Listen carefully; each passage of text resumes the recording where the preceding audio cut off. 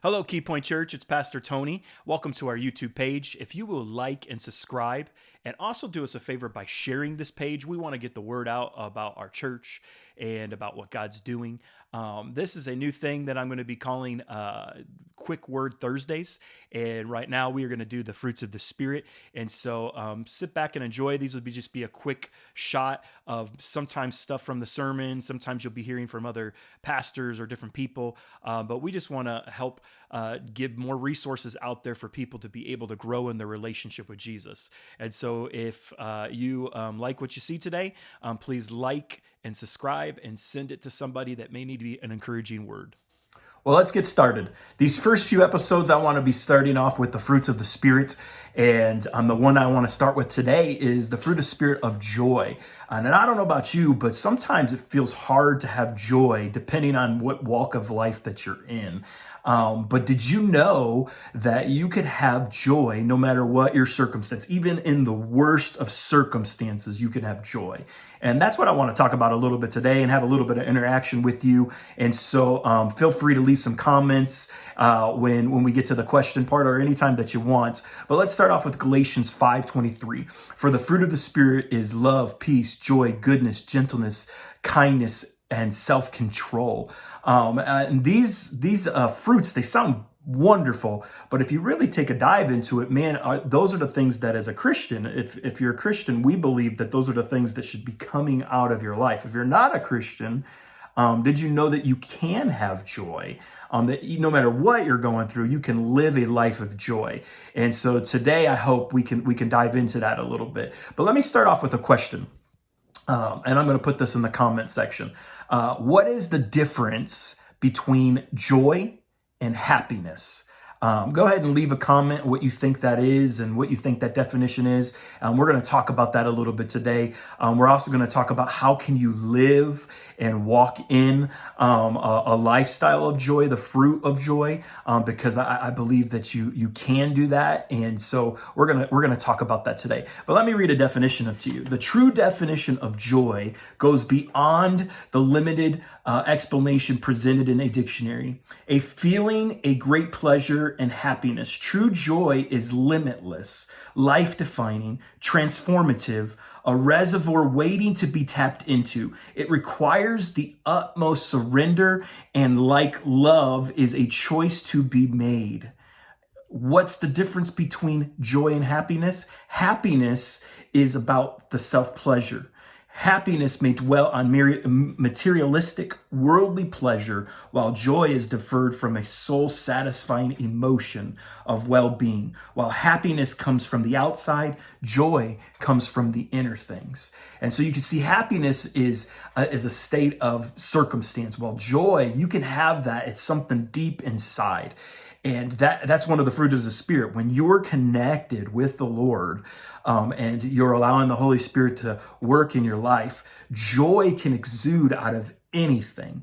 And so that's a very important thing to know today. So the question would be, in this short shot that we're giving you today, how can I live that out? How can I walk that out? It's easy when things are good, right? It's easy when life is going your way and home's good, work's good, money's good. But what happens when money's tough? Or what happens when maybe something hard is happening in your marriage or your family or with your kids or at school or whatever? What do you do with that? How do I live that out? I would say one of the things is we have to protect ourselves from things that would try to rob our joy. Circumstances that happen in our life, you can't control that. But there are things we can control that rob our joy. And so we got to protect ourselves from those things. And so maybe as a suggestion in there, why don't you write down right now, what are some things you do to protect the joy that the Lord has placed in your life? What are some of those things? I know for me, some of those things are I watch what I read. I watch what I watch. I watch what I watch. Like a few years back, probably now 6 or 7 years ago, I stopped watching the news regularly because it started robbing the things that the Lord was doing in my life. I started watching different things. I started listening to different things. If the people were angry all the time, I was like, well, that's hurting my soul. That's robbing my joy. And so I'd protect myself from those things. And so write down, maybe to encourage each other, what are some things that you do to protect the joy in your life? But here's some ways that we can walk in joy regularly in our life, no matter the circumstance. First is this: remember the past victories in your life. Life, like I said, is hard, right? It gets to a place where, man, I don't know how I'm going to handle this situation, and maybe your joy gets challenged. One of the things that you can see throughout the Bible is when joy is challenged, they would go back to past victories. They would be able to see the things in their life that God has saw them through. And then when they're in this hard circumstance, they can go. Remember when we talked about the definition, there's this reservoir inside. They could go to the reservoir of their soul and remember, God delivered me here. God healed me here. God answered this prayer here. God took me through this challenge, and I came on the other side. When you can remember those things, you're able to hold on to joy even when the circumstance is bad. And that's an important thing to remember, because our God is always walking us through things that we've been through. And so I would challenge you, if you're going through a hard time, remember the things that God has done in your life. And so maybe write down, how about take a moment and write down some victories as some testimony right now. Write some victories that God has done in your life, and remember. And I can guarantee as you start writing some things down, you're going to be like, wow, God has been good to me. And so leave that in the comment section if you feel comfortable. Leave some comments. Let's encourage each other today. The second thing I would say is joy is an attitude and a posture. Joy is an attitude and a posture. We get to choose if we're going to walk in joy. We get to choose if we're going to have the attitude of that. Often it's easy, especially in the culture that we live in today, it's very easy for us to turn ourselves more into victim and live in a victimhood. And I'm not trying to downplay bad things that happen to people, but the reality is joy. I get to choose if I want to wear joy and have the attitude of joy, and walk in that. And so I want to encourage you, walk in a posture of joy. Walk in a posture of thankfulness. Thankfulness can change the circumstance of your life, or even how you're looking at where you're at right now.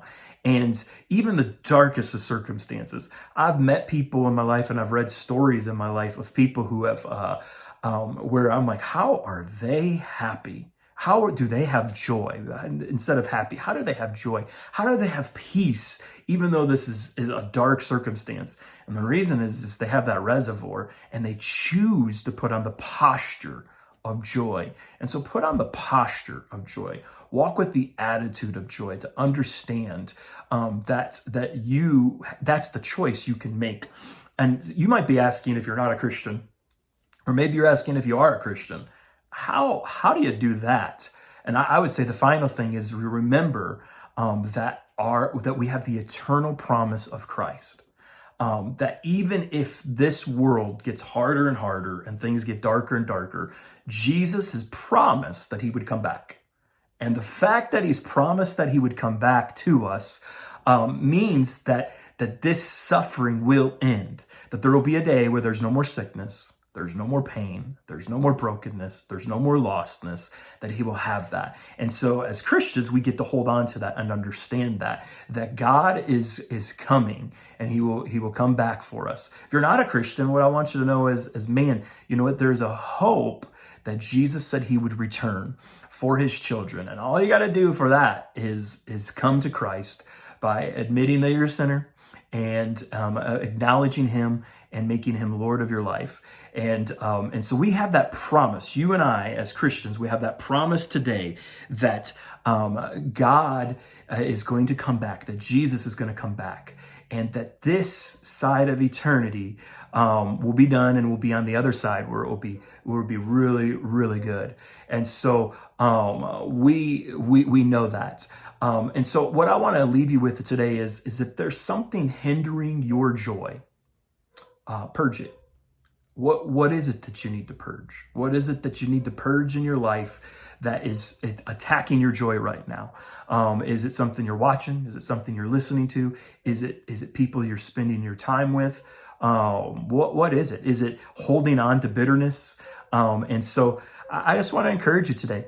What are those things?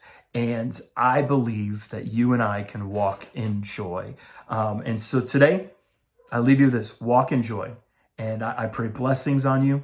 And hopefully I'll see you next week as we talk about another fruit of the Spirit. And so have a great day and be blessed.